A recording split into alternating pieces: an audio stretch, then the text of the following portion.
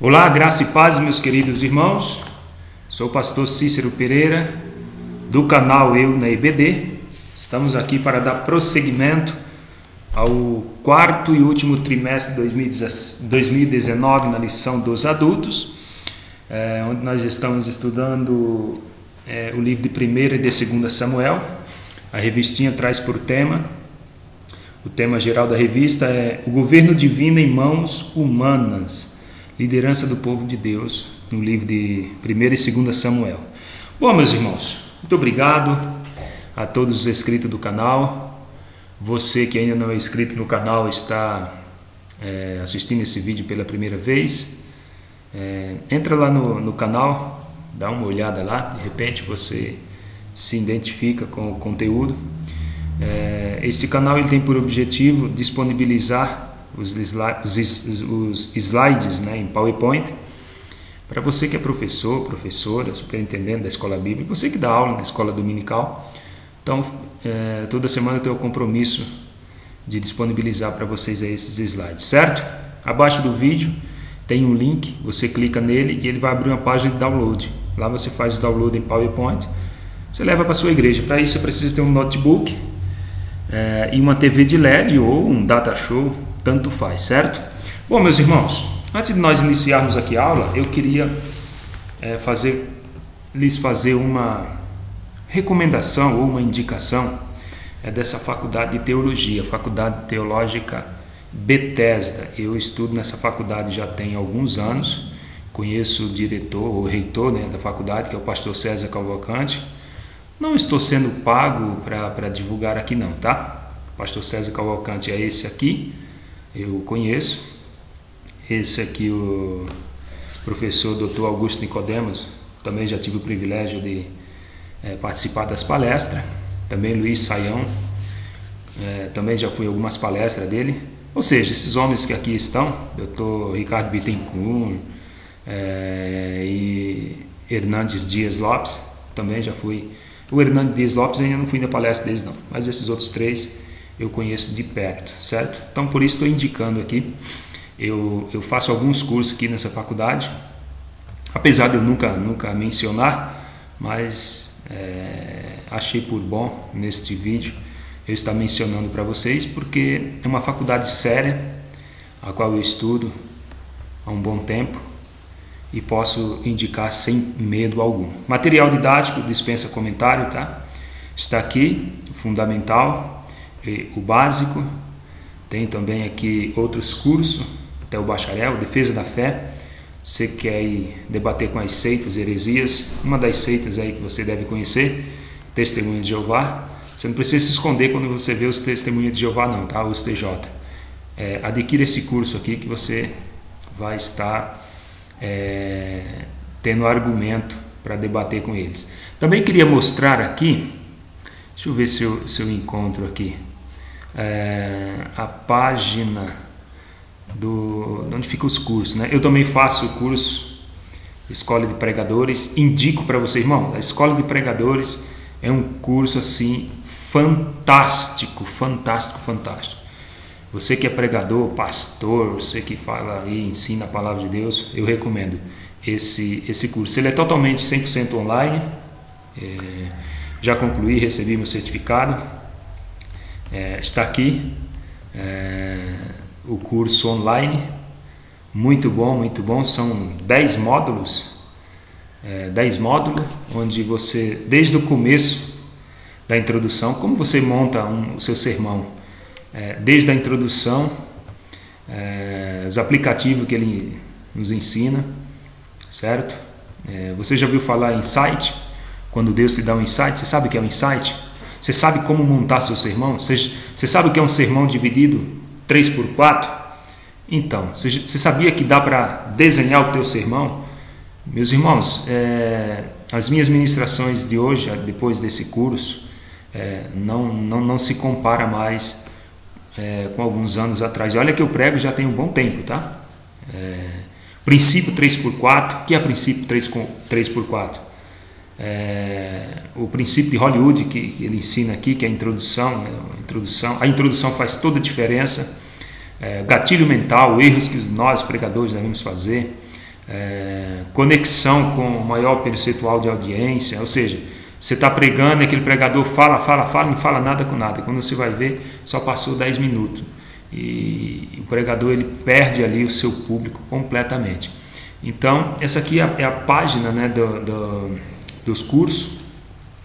Eu abri ali a minha página para você ver. E é 100% online. Repito, não estou ganhando nada para isso, mas é apenas R$ 39,90, parece, por mês que você paga para fazer o curso, o curso de Escola de Pregadores. Aqui são os cursos, tá? Que a faculdade disponibiliza para os alunos. Curso fundamental, esses outros aqui, desde o fundamental até o bacharel, defesa da fé, muito bom. Ou seja, vale a pena, tá?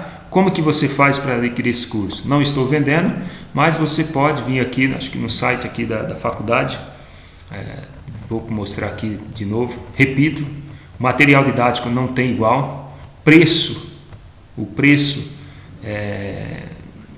não tem no mercado, tá? Não tem.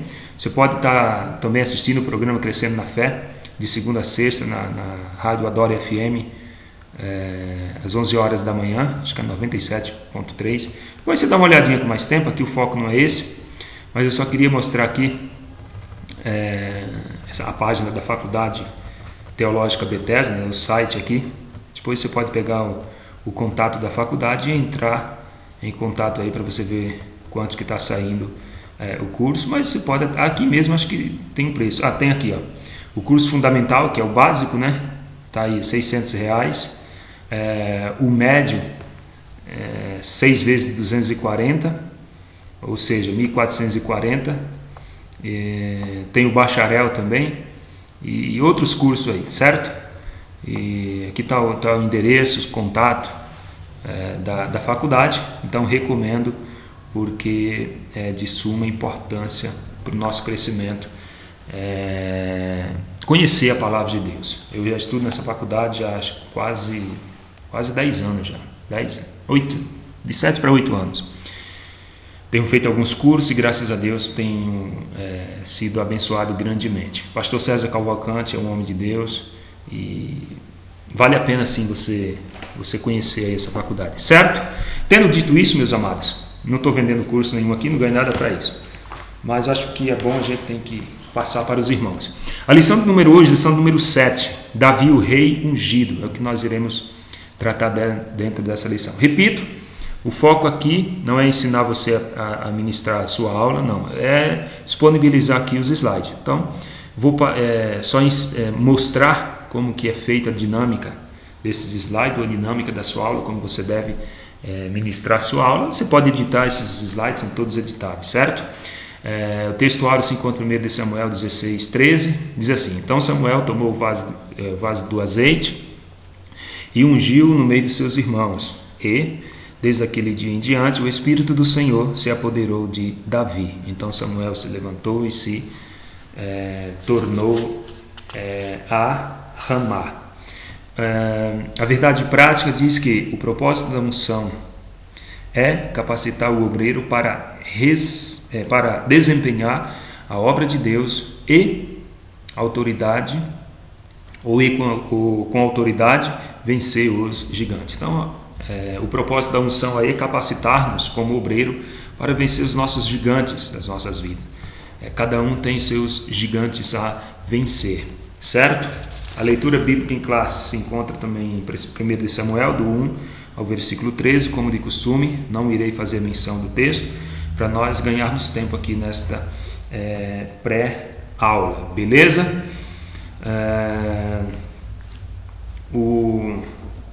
A introdução, ela diz o seguinte, que nessa lição nós iremos ver que a temática da unção de Davi, ela é um clássico bíblico, pois ela trata da capacitação de servos de Deus para desempenharem funções na obra divina. Então, a unção do rei Davi, por intermédio de Samuel, é uma declaração da escolha divina para cumprir aí os seus propósitos, certo?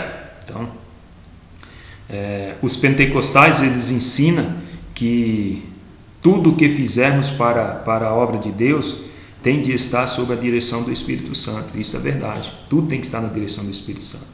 Então, ele nos capacita para fazermos qualquer obra no reino de Deus. Então, o Espírito Santo ele nos capacita para fazer aí, ou para desempenhar qualquer atividade dentro do reino. Então, com essa perspectiva, a lição desta semana deve ser conjugada com o entendimento bíblico de nossa tradição.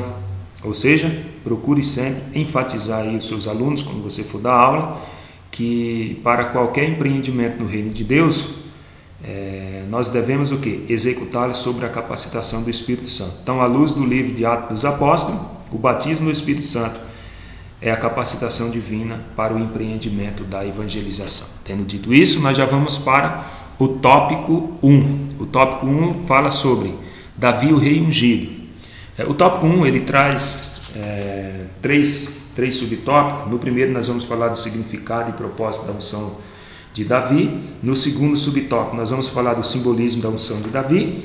E no terceiro subtópico nós vamos falar da unção sobre Davi, certo? Então, significado e propósito da unção. Veja só, no hebraico há duas palavras para a unção. Eu não sou bom em hebraico, ou seja, não falo nada em hebraico, então perdoe-me se a palavra correta ou a forma a pronúncia não for assim, tá? Então me perdoe aí que eu não sei falar hebraico não. Meu próximo objetivo é fazer um curso de hebraico. Então, suk ou suk, deve ser isso, aponta para a unção com óleo sobre o corpo ou a cabeça de um convidado. E machar, a ideia é de cobrir ou untar. Dela deriva aí o substantivo Machia, ou seja, Messias, certo? Então, como disse, não falo hebraico, eu estou pronunciando o que eu estou lendo aqui, certo? Então, duas palavras para a unção, suk e machar. E também aleipo, corresponde a suk, que pode referir-se ao ato de ungir os enfermos.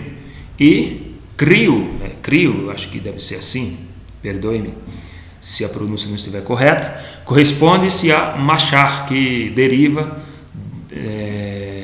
o substantivo Machias, daí vem o nome de Cristo, certo? Então, no Antigo Testamento, nós notamos que o ato da unção busca mostrar que a pessoa ou objeto ungido for especialmente separado para o serviço de Deus, tornando-se assim intocáveis. Olha só. Então, primeiro, unção de pedra, unção dos sacerdotes, unção dos reis, unção dos profetas e unção de objetos diversos. No Antigo Testamento, notemos aí que o ato de unção busca mostrar as pessoas ou objeto que foram ungidos especialmente, né, que foram separados aí para o Senhor. Desde altar de pedras ou coisas desse tipo, as pedras que o pessoal separava, fazia aqueles altares, apresentava o Senhor, o sacerdote, tudo isso era uma unção no Antigo Testamento, certo? Então, finalizando o subtópico 1, falando sobre o significado e o propósito da unção. No subtópico 2, o simbolismo da unção. Como um ato ordenado por Deus, a unção passou a simbolizar o derramamento do Espírito Santo. E assim, o Novo Testamento ele mostra que essa unção estava sobre Jesus. Você pode conferir lá em Lucas 4:18. Também Paulo ele descreve essa mesma unção sobre os cristãos, segundo aos Coríntios 1:21 e 22. Então, a verdadeira unção é ordeira, ou seja, de ordem, decente, e tem como alvo a glória divina e a expansão do reino de Deus. Então, a verdadeira unção ela é ordeira e decente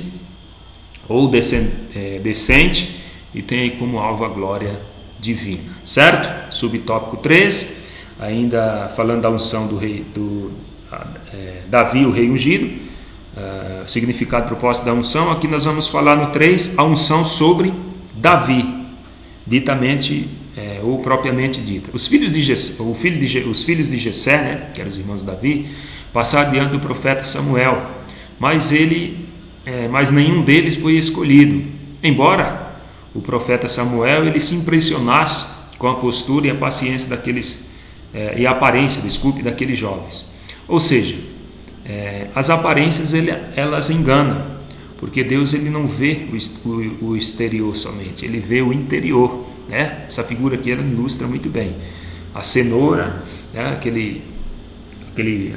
Aquela folha gigantesca, bonita. Então o camarada não vê o que está lá embaixo, ele acha que ali tem mais cenoura, ali é só a folha, tá? E essa aqui que parece que não tem nada é o tamanho da cenoura em si. Então o que está por fora nem sempre mostra o que está por dentro. Assim, as aparências verdadeiramente nos enganam. Entretanto, um estava ausente cuidando dos haveres da família, que era o que o Davi estava fazendo, né? E por isso que ele não estava presente, estava cuidando das ovelhas.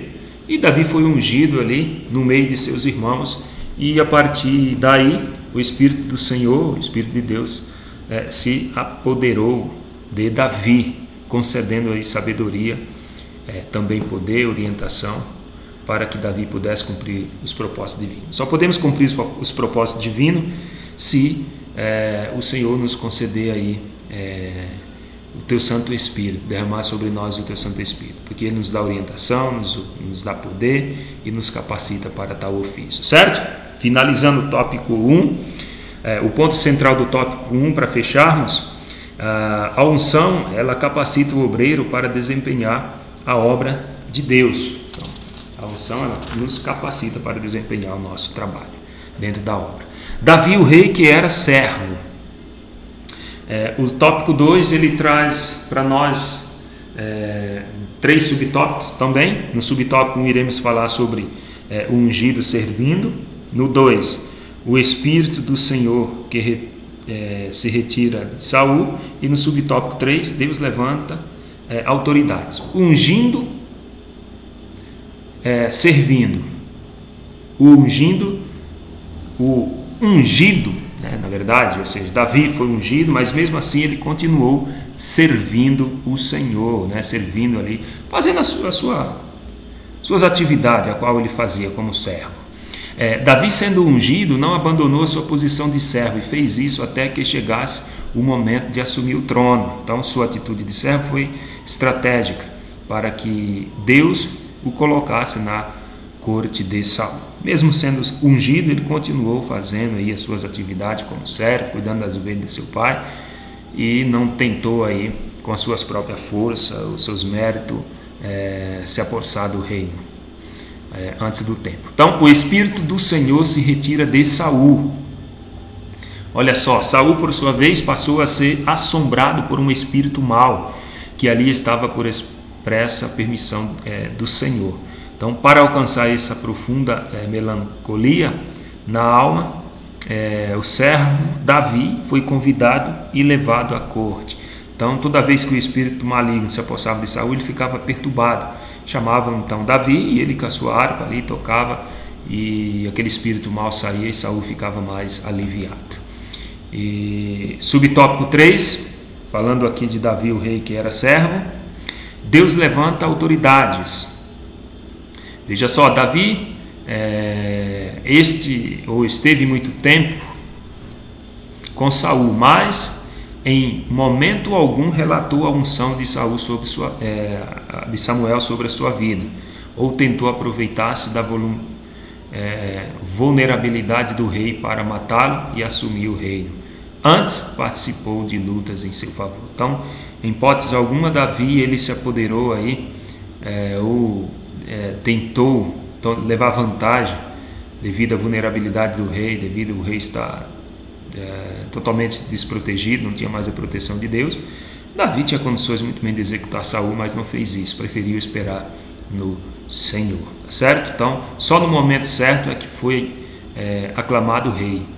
É Deus que levanta e dá autoridade. Então, temos que esperar o momento certo, a hora certa, para Deus nos levantar dentro da sua obra e nos honrar de acordo com a sua vontade. E Deus ele pode levantar crentes a grandes postos, por que não? Pode sim. Entretanto, é preciso aprender a servir, ter atitude de servo, pois foi esse o exemplo que Jesus nos deixou, servir a todos. Então, para quem quer ser honrado, primeiro tem que honrar. Não é assim?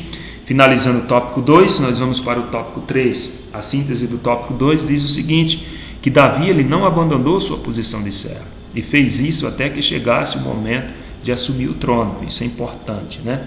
Nós não abandonarmos a nossa posição de servo. O tópico 3,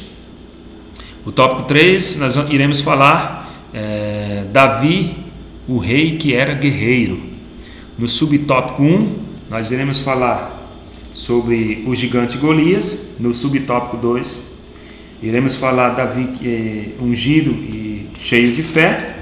No subtópico 3, as armas de Davi, né, as armas do garoto. No subtópico 4, o contraste entre Davi e o gigante Golias. O gigante Golias, vamos lá. Bom, depois de ungido, Davi tem diante de si um grande desafio, o qual foi temido por todo Israel. Quem era? Golias. Então, Davi tinha que lutar com Golias. Então, esse era um dos maiores desafios. Primeiro que Davi não era guerreiro, não manuseava espada, não tinha habilidade com isso. Golias tinha aproximadamente aí 3 metros de altura. Era um sobrevivente da raça dos gigantes Anaquins. E o desafio de Golias era que fosse separado apenas um homem para decidir o conflito. Então, esse tipo de luta era comum.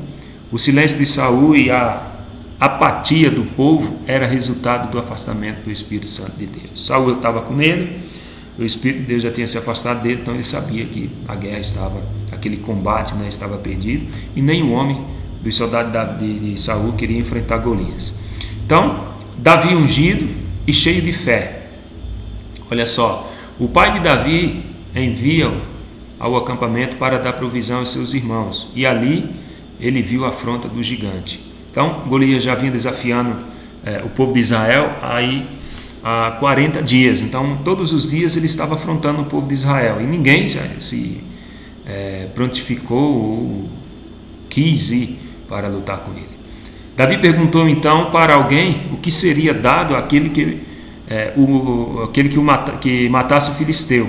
O qual alguém disse qual seriam os prêmios. Ele disse, olha, grandes riquezas, quem vencer Golias, o rei vai encher de riqueza, vai dar como esposa a sua filha e vai isentar sua família de imposto. E Davi gostou da ideia, né? Quando chamado por Saul, Davi contou sua experiência em lutar contra o urso e o leão para proteger o rebanho de seu pai. Quem é ungido e confia no poder de Deus não teme o inimigo. Davi disse para Saul, olha, teu servo já lutou com um urso, com um leão. Quando tentou pegar as ovelhas do meu pai, eu estraçalhei eles, rebentei com eles. Então vou fazer com esse gigante a mesma coisa que eu fiz com o urso e o leão. Ou seja, quem é ungido de Deus não teme o inimigo, certo? Subtópico 3, as armas do garoto. Quais eram as armas que Davi tinha? Bom, primeiro, né, diante ali daquela explicação toda de Davi, daquela vontade toda que ele tinha de ir para a guerra, Saul tentou resolver o problema, né? Tentou proteger Davi. E para preparar humanamente Davi, Saul ele pôs em Davi o que? As suas próprias armaduras, né? Suas armas, ou seja, o colete e tal, o cinto, o capacete, as armaduras de Saul, né? Tentou vestir em Davi, mas não deu muito certo não. E Davi ele deixou de lado e tomou o cajado e sua funda e as suas 5 pedras, e aí foi para a guerra. Então Davi lançou a pedra com a sua funda, acertando o gigante que caiu atormentado. E depois o que ele fez? Prontamente ele tomou a espada e cortou-lhe a cabeça, porque Davi não estava lutando em seu próprio nome, nem muito menos com a sua própria força, e sim no nome do Senhor dos Exércitos. Então o cristão que deseja ser vitorioso contra as forças de Satanás, ele precisa revestir-se das armaduras ou da armadura de Deus. Então o capacete da salvação, o escudo da fé, a palavra de Deus, né, que é a espada, a justiça, que é como é que fala? O peitoral, o colete, né? E o sapato da paz, que é o evangelho da paz que representa a bota, né? O sapato. Ou seja, Efésios 6,13 relata muito bem isso aí. Nós temos, para vencer o inimigo, nós temos que estar revestido com as armaduras do Senhor. Subtópico 4 e último subtópico, para nós fecharmos aqui essa pré-aula. Davi ungido e cheio de fé. Humanamente falando, né, claro, era impossível Davi vencer Golias, não tinha possibilidade alguma. Então, todo o diferencial estava em quê? Em duas coisas principais: na unção que Davi recebeu e na fé que ele tinha em Deus. Então, unção e fé foi o diferencial, foi o que fez Davi vencer o gigante Golias. E Paulo disse que o cristão ele anda por fé, não por vista. Segundo de Coríntios 5:7, você pode conferir lá. O cristão ele vive por fé, certo?